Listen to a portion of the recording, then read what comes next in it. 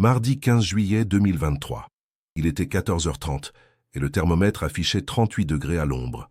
L'air vibrait sur l'autoroute A7. Ça sentait le goudron fondu, la poudre et le sang de mon pote qui commençait à se mélanger à l'essence qui fuyait du T-Max. Une odeur que je n'oublierai jamais, celle de la fin de notre monde. Ce jour-là, pour un simple scooter, pour une question d'orgueil, on a signé notre propre arrêt de mort sans même savoir lire le contrat. Écoute bien ce que je vais te raconter, parce que cette vidéo, ils vont sûrement essayer de la faire sauter. La version officielle, celle des médias, ne veut pas que tu saches comment les chiens de garde de l'État opèrent vraiment quand ils sont en civil. La justice des hommes a ses propres secrets. Alors avant qu'ils ne nous censurent, abonne-toi, partage cette histoire. Fais-le pour la vérité, pour la mémoire de mon frère Yacine, qui est tombé ce jour-là. Maintenant que tu es avec nous, que tu fais partie de la famille, laisse-moi te raconter comment, en moins de 10 minutes, on est passé de chasseur à gibier. Il faut que tu comprennes l'état d'esprit qu'on avait. Remontons le temps, juste 2 heures en arrière, à une époque où on se croyait encore les rois du monde, intouchables sur notre trône de béton et de shit, au cœur des quartiers nord de Marseille. On était la nouvelle école de la DZ Mafia, une équipe de jeunes loups qui avaient faim. Moi, Crimo et Yacine, mon bras droit. On tenait un point de deal à la Castellane, et notre réputation grandissait aussi vite que notre liasse de billets. Dans la cité, notre nom inspirait un mélange de respect et de peur. Quand notre Audi RS3 volé passait dans les ruelles, les regards se baissaient, les conversations s'arrêtaient. On était les patrons. Le charbon tournait à plein régime. L'oseille rentrait par milliers chaque jour. On vivait dans une bulle, persuadés que rien ne pouvait nous atteindre. On était jeunes, armés, et on avait cette arrogance que seule la rue peut te donner.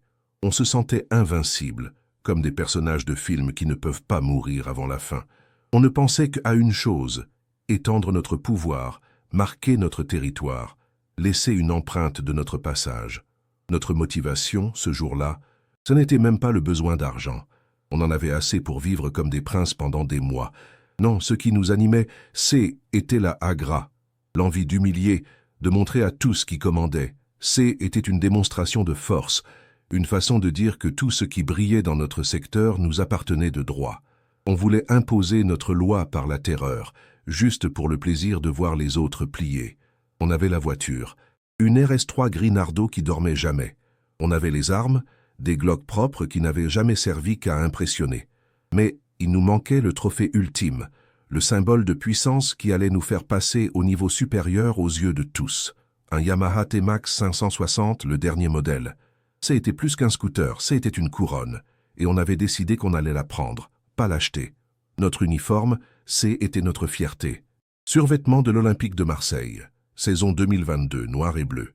Casquette Lacoste vissée sur la tête pour cacher nos regards déterminés.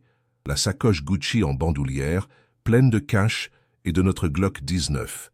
Et aux pieds, la pièce maîtresse, des Nike TN requins blanches, immaculées. On était des panneaux publicitaires de la réussite de la rue, des clichés ambulants de notre propre fiction. Le plan était simple, presque insultant de facilité. On allait se poster près de la bretelle de l'A7 et attendre. Le premier T-Max 560 qui passait serait pour nous. On n'avait pas de cible précise, n'importe quel civil ferait l'affaire. On se disait que le mec allait se pisser dessus, nous donner les clés et repartir à pied en pleurant. Était une formalité, une étape de plus dans notre ascension. On était les rois du pétrole, et notre royaume, était ce putain de bitume. On s'est donc posté sur un rond-point qui surplombait l'entrée de l'autoroute. La chaleur était écrasante, l'air était lourd, saturé des odeurs de pots de échappement et du kebab d'un snack voisin où les petits du quartier traînaient. On attendait le moteur de la RS3 qui ronronnait doucement, comme un prédateur en chasse. On scrutait chaque véhicule, le cœur battant d'une excitation malsaine. L'impatience nous rongeait. Et puis, on l'a vu. Un T-Max 560 Tech Camo, noir mat. Une bête, une machine de guerre sortie tout droit d'un clip de rap. Ses lignes étaient agressives, sa présence imposante. Il dégageait une puissance brute, même à l'arrêt au feu rouge. Yacine m'a donné un coup de coude, un sourire carnassier sur les lèvres. Était lui. Était notre trophée. La journée s'annonçait parfaite. Ensuite, on a regardé le pilote. Un mec d'environ 45 ans, un vieux pour nous. Le genre de type totalement anonyme. Jean basique, polo gris sans marque, des baskets de course ASICS aux pieds, une silhouette affûtée mais pas celle d'un bodybuilder. On s'est regardé avec Yacine et on a rigolé. C'est un cadeau du ciel, il m'a dit. Un cadre sup qui vient de toucher sa prime et qui se fait un kiff. Le plan était une évidence, une manœuvre qu'on avait répétée mentalement des dizaines de fois. Nabil, le petit de 18 ans qui nous servait de chauffeur, allait le suivre. Une fois sur la bretelle d'accès, là où il n'y a pas d'échappatoire, pas de trottoir pour fuir, on allait lui couper la route avec la RS3.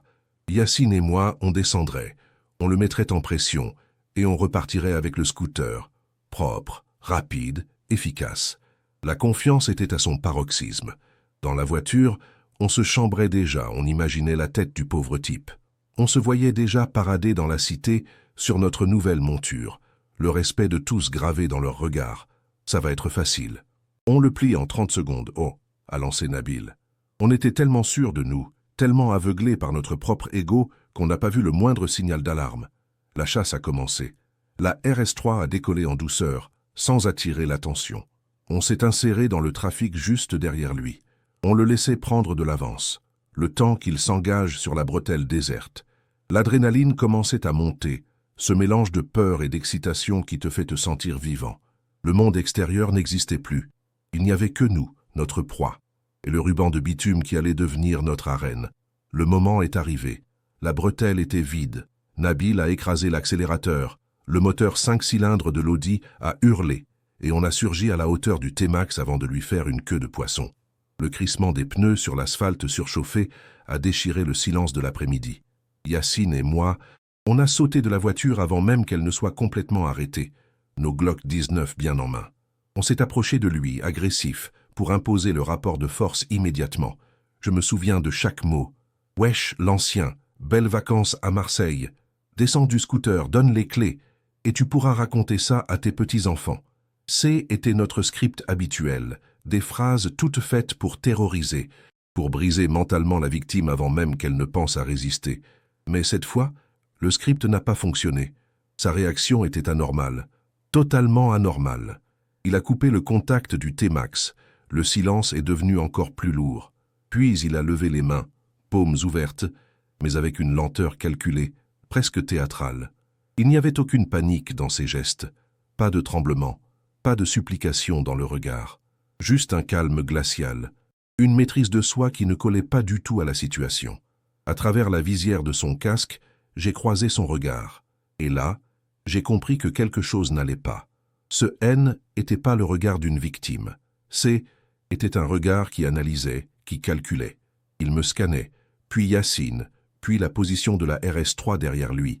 Il évaluait les distances, les angles de tir, nos armes. Il n'était pas en train de subir la scène, il était en train de la lire. Un frisson a parcouru mon échine, un pic de glace malgré la fournaise ambiante. Pour la première fois de la journée, le doute s'est installé. Ce mec n'avait pas peur. Son calme était plus terrifiant que des cris ou des pleurs. Était le calme du professionnel, la tranquillité de celui qui sait exactement ce qui va se passer ensuite parce que c'est lui qui va le décider. Yacine, lui, n'a rien senti. Il était aveuglé par l'adrénaline, par la agra. L'absence de réaction de notre cible l'a énervé. Il a fait quelques pas de plus, brisant la distance de sécurité. « Tu fais le sourd ou quoi? Dégage de là !» a-t-il crié en s'approchant encore. Il voulait en finir vite, prendre le scooter et partir. Il ne voyait pas le piège qui était en train de se refermer sur nous. J'ai voulu lui dire de reculer, de faire attention, mais les mots sont restés coincés dans ma gorge. J était comme paralysé par l'aura de ce type. Sa posture, même assis sur son scooter, était celle d'un ressort comprimé à l'extrême, prêt à exploser. Chaque fibre de son corps semblait tendue, en alerte. Ce N n'était pas un cadre sup, ce N n'était pas un touriste. Était autre chose. Je le voyais maintenant clairement. Ce N n'était pas un agneau qu'on avait coincé, était un loup. Un loup qui nous laissait approcher, qui nous observait, qui attendait patiemment le moment parfait pour frapper. On se croyait les prédateurs, mais depuis le début, était lui le chasseur. Et on venait de tomber la tête la première dans sa toile, comme des insectes stupides. Son regard, frérot, je te jure, ce n'était pas de la peur. Était de la patience infinie d'un lion qui attend que l'antilope la plus stupide du troupeau fasse un pas de trop. Et cette antilope, Ce jour-là, C était Yacine. Il a fait ce pas, le dernier pas de sa vie. Il a tendu la main pour attraper le pilote par l'épaule. L'erreur fatale. À l'instant où les doigts de Yacine ont touché son polo, le temps s'est dilaté. Tout est devenu lent, puis incroyablement rapide. En une fraction de seconde, le mec a explosé de son calme apparent. Son bras a jailli, a saisi celui de Yacine et l'a tordu dans un angle impossible. J'ai entendu un craquement sec et horrible, le bruit d'un os qui se brise net. Le Glock de Yacine a été arraché de ses mains avec une facilité déconcertante. Le mouvement était si fluide, si précis, que mon cerveau n'arrivait pas à suivre. C était une chorégraphie mortelle, exécutée par un danseur de l'enfer. Yacine n'a même pas eu le temps de crier. Il était déjà devenu une marionnette désarticulée entre les mains de notre victime. L'homme a utilisé Yacine comme bouclier humain, le plaquant contre lui. De sa ceinture, il a sorti sa propre arme, un Sig Sauer en un éclair. Il n'a pas hésité une seconde. 2 détonations sèches, assourdissantes. Pas une rafale de calage pour faire peur, non. 2 tirs chirurgicaux, en plein thorax. Le corps de mon ami a été secoué par les impacts. J'ai vu le sang gicler de sa poitrine et tacher mes TN blanches immaculées. C'est l'image qui reste gravée dans ma mémoire. Le symbole de notre réussite, de notre fierté, souillée par le sang de mon frère. En une seconde, mes chaussures neuves étaient devenues le symbole de notre chute, de notre échec total. Yacine s'est effondré à mes pieds, un regard vide d'incompréhension sur son visage. Le choc m'a paralysé pendant une seconde de trop. Le temps que je lève mon propre Glock, que je vise, l'opérateur avait déjà pivoté. Il a utilisé le T-Max comme couverture, un mouvement tactique parfait. Il était passé de la défense à l'attaque avec une vitesse et une efficacité que je n'avais vues que dans les films. Sauf que là, ce N était pas du cinéma. J'ai vu une flamme sortir de son canon. Au même instant, ma jambe droite a explosé. Une douleur fulgurante, blanche, insoutenable, comme si un éclair m'avait frappé. Mon fémur venait de voler en éclats. Je me suis effondré sur le bitume brûlant, mon arme glissant à quelques mètres de moi. Le monde s'est mis à tourner. Le ciel bleu de Marseille se mélangeait au gris du goudron. En quelques secondes, le rapport de force S était inversé de la manière la plus brutale qui soit. J était passé de prédateur arrogant à une cible immobile et géniarde au sol. L'homme s'est approché, son arme toujours pointée vers ma tête. Il a relevé sa visière. Son visage était impassible, sans haine, sans joie. Le visage d'un fonctionnaire de la mort qui venait de faire son travail. Le combat, si on peut appeler ça un combat, avait duré moins de 5 secondes. 5 putains de secondes pour que notre monde s'écroule. 5 secondes pour que Yacine meure et que ma vie soit foutue. Le silence qui a suivi était assourdissant, seulement brisé par mes propres halètements de douleur et le bruit lointain de la circulation sur l'autoroute, indifférente à notre drame. L'opérateur n'a pas tiré à nouveau. Il a calmement rechargé son arme, sans jamais me quitter des yeux. Puis il a sorti un téléphone et a passé un appel. Sa voix était posée, sans la moindre trace d'émotion. « Ici, Alpha 4. J'ai été pris à partie par 2 individus armés sur l'A7. Un neutralisé, un blessé. J'attends les effectifs. » C était la phrase la plus terrifiante que j'ai jamais entendue. Moins de 3 minutes plus tard, j'ai entendu les sirènes. Pas n'importe lesquelles, le pimpon caractéristique de la BAC. Ils sont arrivés en force, gyrophares hurlant. Armes sorties, s'attendant à tomber sur une fusillade entre gangs, ils ont trouvé une scène de crime clinique. Un mort, un blessé grave et un seul homme debout, parfaitement calme, son arme de service à la main. L'humiliation suprême. Voir ces Schmitt, ces flics qu'on passait notre temps à insulter et à mépriser, me regarder au sol avec un mélange de pitié et de dégoût. Ils savaient qui j'y étais, un petit caïd de la Castellane. Et maintenant, j'y étais là, à leur merci, pleurant de douleur et de rage, mon survêt de l'OM couvert de mon propre sang. Pendant que 2 flics me menottaient brutalement sur le goudron chaud, j'ai vu l'homme au polo gris s'approcher de leur chef. Il a sorti une carte de sa poche et la lui a montrée. Le visage du sergent de la BAC a changé instantanément. La méfiance a laissé place à un respect quasi craintif. Ils n'avaient pas affaire à un citoyen lambda, ils avaient affaire à un membre de L-Elite, un opérateur du GIGN. Mon procès a été rapide. Tentative de vol à main armée, association de malfaiteurs, homicide involontaire pour Yacine, car c'est notre action qui a provoqué sa mort. Les médias ont parlé d'un règlement de compte qui a mal tourné. Ils n'ont jamais mentionné le statut du tireur. C était plus simple comme ça. La justice des hommes a ses raisons que la vérité ignore.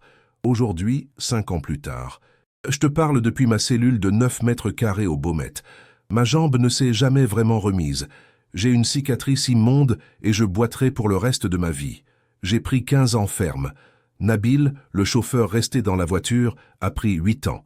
Yacine, lui, a pris une place sous une pierre tombale au cimetière Saint-Pierre. Tout ça pour un scooter. Tout ça pour la Agra. On a tout perdu ce jour-là. Notre ami, notre liberté, notre futur, notre fierté.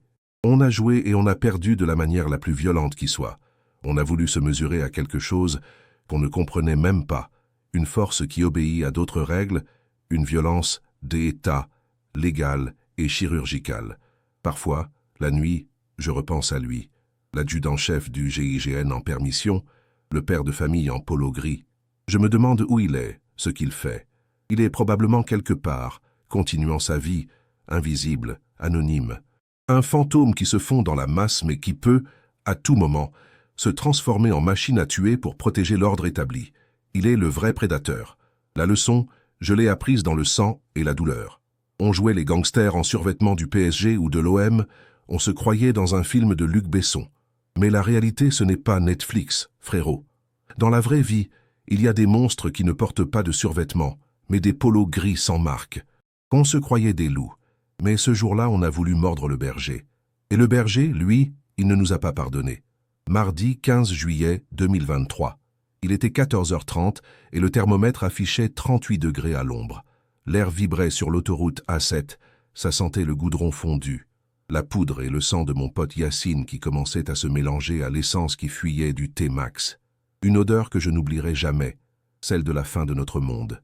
Ce jour-là, pour un simple scooter, pour une question d'orgueil, on a signé notre propre arrêt de mort sans même savoir lire le contrat. Écoute bien ce que je vais te raconter, parce que cette vidéo, ils vont sûrement essayer de la faire sauter. La version officielle, celle des médias, ne veut pas que tu saches comment les chiens de garde de l'État opèrent vraiment quand ils sont en civil. La justice des hommes a ses propres secrets. Alors avant qu'ils ne nous censurent, abonne-toi, partage cette histoire. Fais-le pour la vérité, pour la mémoire de mon frère Yacine qui est tombé ce jour-là.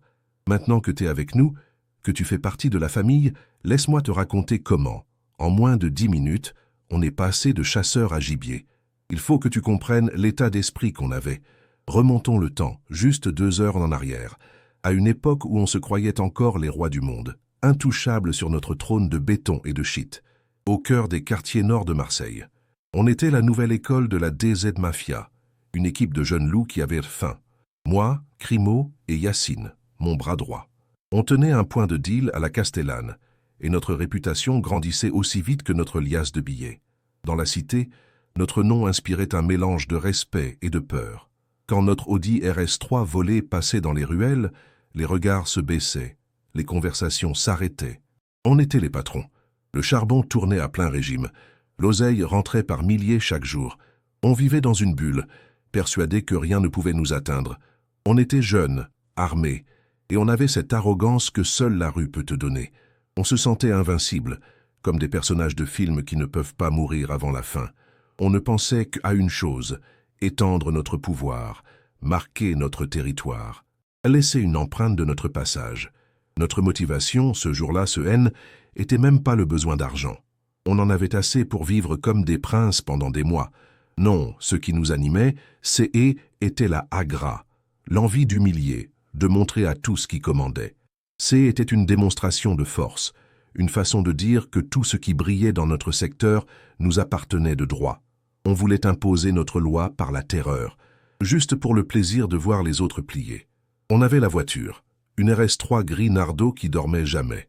On avait les armes, des Glock propres qui n'avaient jamais servi que à impressionner.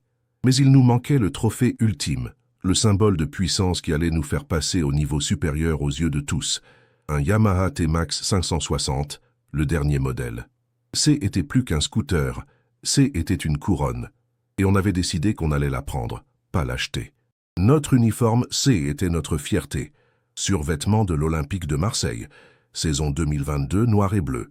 Casquette Lacoste vissée sur la tête pour cacher nos regards déterminés. La sacoche Gucci en bandoulière, pleine de cash et de notre Glock 19.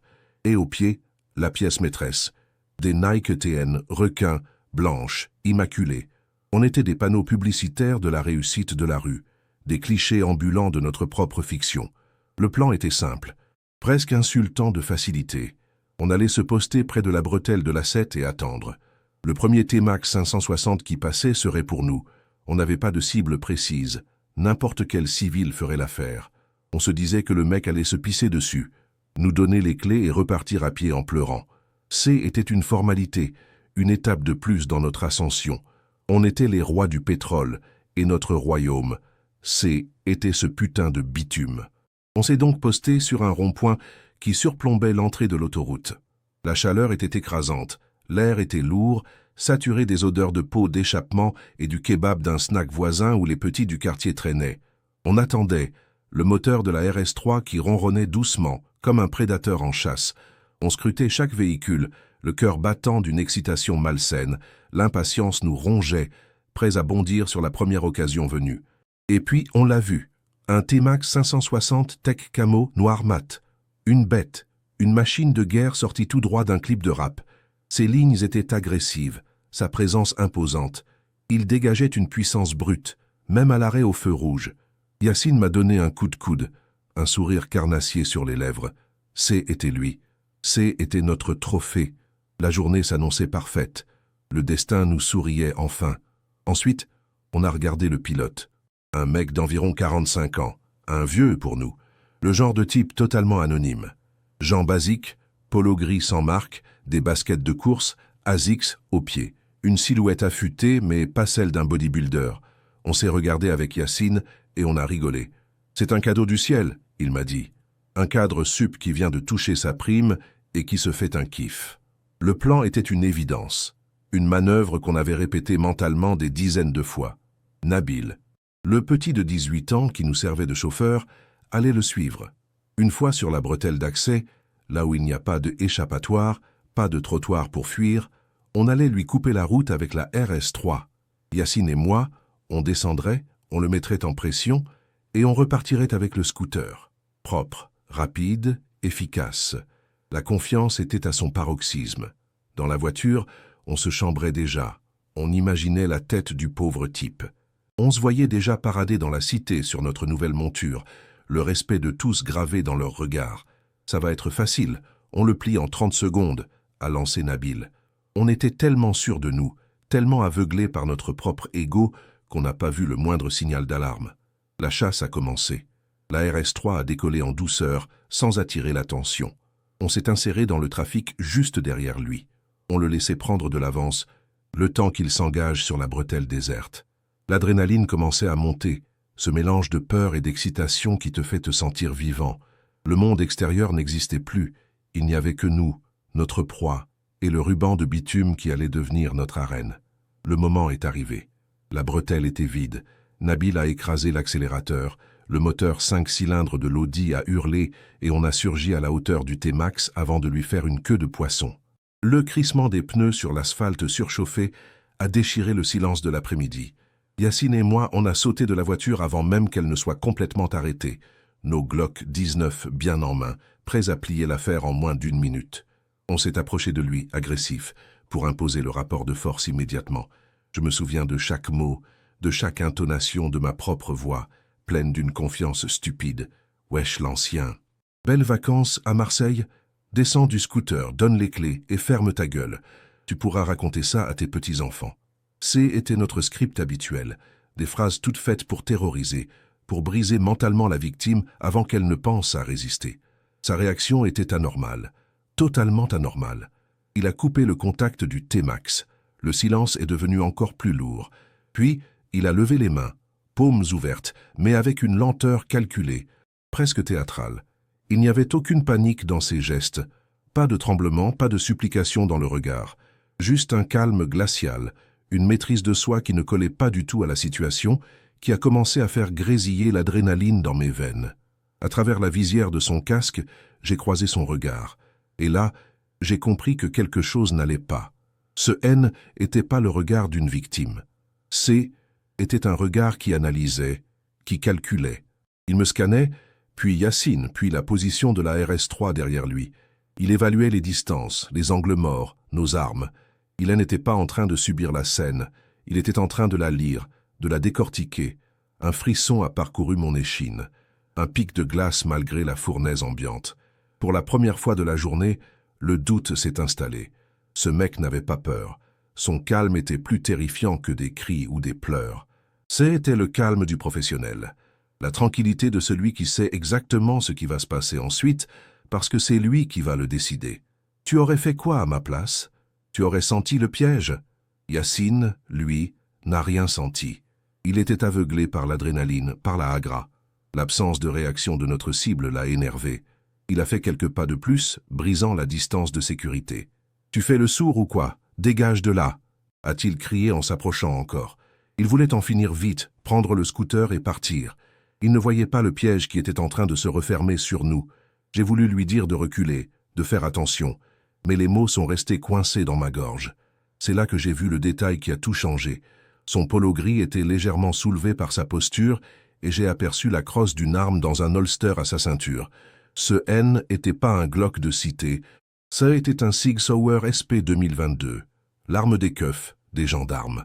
Mon sang s'est glacé, j'ai compris à cet instant. On avait merdé. On avait merdé de la pire des manières. Ce N n'était pas un touriste, pas un cadre sup. On venait de tomber sur un loup, un vrai, un de ceux qui chassent pour l'État. On était deux gamins avec des flingues face à un soldat. La confiance, la hagra, tout s'est évaporé, laissant place à une peur pure, viscérale. La peur de celui qui sait qu'il a signé son propre arrêt de mort. Son regard, frérot, je te jure, ce n'était pas de la peur, c'était de la patience. La patience infinie d'un lion qui attend que l'antilope la plus stupide du troupeau fasse un pas de trop. Et cet antilope, ce jour-là, c'était Yacine. Il a fait ce pas, le dernier pas de sa vie. Il a tendu la main pour attraper le pilote par l'épaule, scellant notre destin dans ce geste d'arrogance finale. L'erreur. L'erreur fatale. À l'instant où les doigts de Yacine ont touché son polo, le temps s'est dilaté. Tout est devenu lent, puis incroyablement rapide. En une fraction de seconde, le mec a explosé de son calme apparent. Ce N n'était pas une réaction de peur, c'était un déclenchement. Une cinématique de l'enfer qui s'est enclenchée. Un protocole de combat qui a pris le contrôle de son corps. Le monde a basculé dans un silence assourdissant, juste avant le chaos. Son bras a jailli, a saisi celui de Yacine et l'a tordu dans un angle impossible. Une clé de bras fulgurante qui venait de nulle part. J'ai entendu un craquement sec et horrible, un bruit mat qui a fendu l'air chaud, le son d'un os qui se brise net sous une pression calculée. Yacine n'a même pas eu le temps de hurler. Son visage s'est figé dans une grimace de surprise et de douleur pure, son corps déjà désarticulé. Le Glock 19 de Yacine a été arraché de ses mains avec une facilité déconcertante, comme si C était un jouet. Le mouvement était si fluide, si précis, que mon cerveau n'arrivait pas à suivre. C était une chorégraphie mortelle, exécutée par un danseur de l'enfer. Il n'y a pas eu de lutte, pas de résistance. En une seule rotation du poignet, il avait désarmé mon frère et avait transformé notre propre arme contre nous, le canon maintenant pointé sur son torse. L'homme a utilisé Yacine comme bouclier humain, le plaquant contre lui un rempart de chair et de sang. De sa ceinture, il a sorti son propre Sig Sauer en un éclair. Il n'a pas hésité une seconde. 2 détonations sèches, assourdissantes. Pas une rafale de calage pour faire peur, non. 2 tirs chirurgicaux en plein thorax qui ont soulevé Yacine du sol. Le son était net, professionnel, sans écho sur le bitume brûlant. J'ai vu le sang gicler de sa poitrine et tacher mes TN blanches immaculées. C'est l'image qui reste gravée dans ma mémoire, ce contraste horrible, le symbole de notre réussite, de notre fierté, souillé par le sang de mon frère. En une seconde, mes chaussures neuves étaient devenues le symbole de notre chute, de notre échec total. Yacine s'est effondré à mes pieds, un regard vide d'incompréhension sur son visage, une poupée de chiffon. Le choc m'a paralysé pendant une seconde de trop. Le temps que je lève mon propre Glock que je tente de viser, l'opérateur avait déjà pivoté avec une agilité de félin.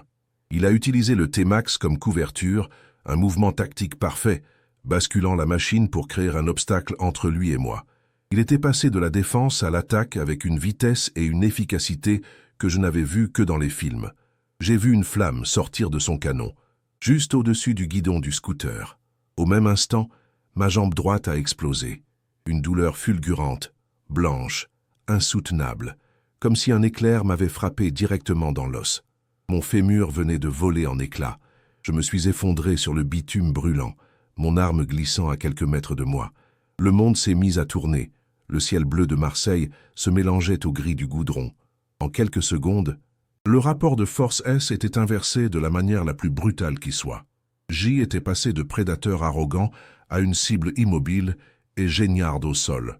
L'homme s'est approché, son arme toujours pointée vers ma tête, se déplaçant avec une assurance terrifiante. Il a relevé sa visière. Son visage était impassible, sans haine, sans joie.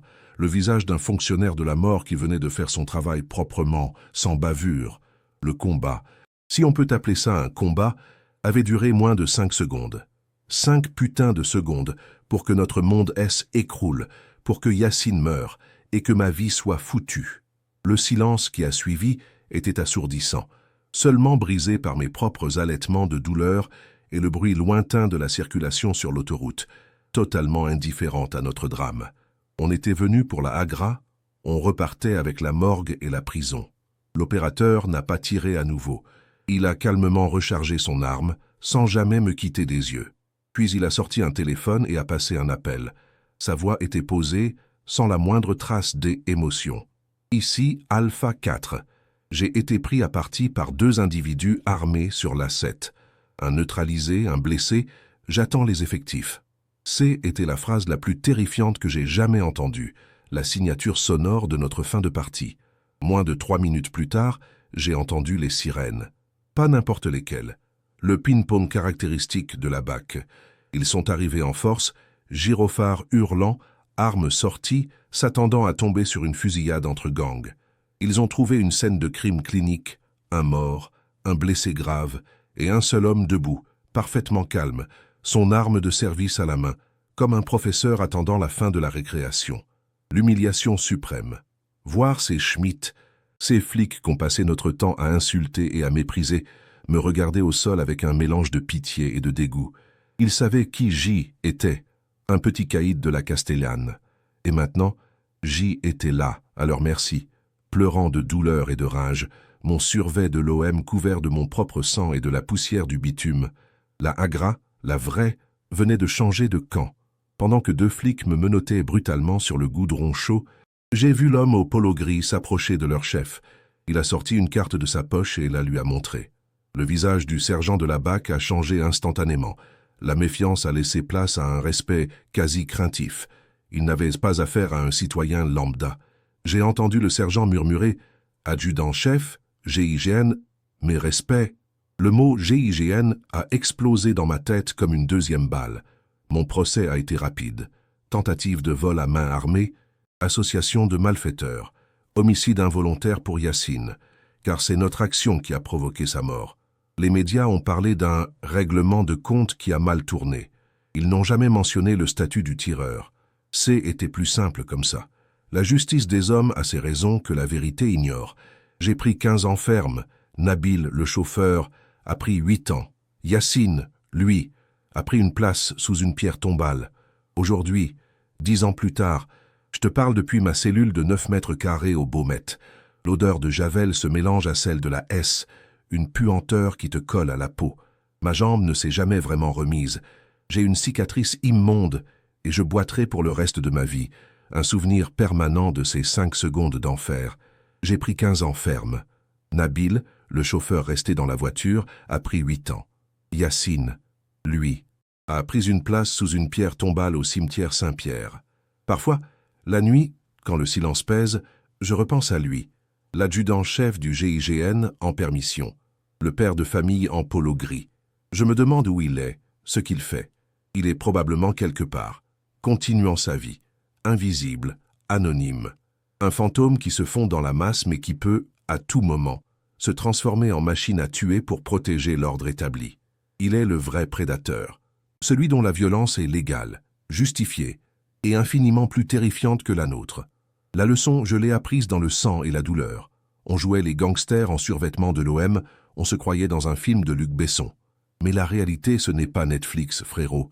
Dans la vraie vie, il y a des monstres qui ne portent pas de survêtements, mais des polos gris sans marque. On se croyait des loups, mais ce jour-là, on a voulu mordre le berger. Et le berger, Kalifiason, il ne nous a pas pardonné. Il a protégé son troupeau en nous abattant. Tout ça pour un scooter, tout ça pour la Agra. Je revois encore le sang de Yacine sur mes TN blanches, le symbole de notre fierté souillée par notre stupidité. On a tout perdu ce jour-là. Notre ami, notre liberté, notre futur. On a voulu s'asseoir sur le trône de la rue, mais on n'avait même pas compris que le vrai royaume, celui de l'État, a des gardes qui ne plaisantent jamais. Et leur justice, elle est bien plus rapide et fatale que celle des tribunaux.